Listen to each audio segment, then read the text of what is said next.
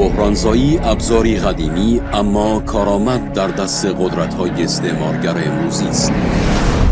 بحران بستر شکلگیری تهدیدی است که بر حسب نوع، شدت و گستره محیطی بحران‌ها می‌تواند نظام سیاسی، اقتصادی و اجتماعی جامعه‌ای را به خاطره سازد. در جهان نوین در سال 2023 جنگ نظامی همچون گذشته تنها گزینه براندازی روی میز قدرت‌های جدید نیست. امروزه اتاق فکرهای کشورهای استعمارگر با هدف بحرانزایی و خارج کردن جوامع در حال پیشرفت از ری موفقیت نسخه نبرد ترکیبی را تجویز می‌کنند.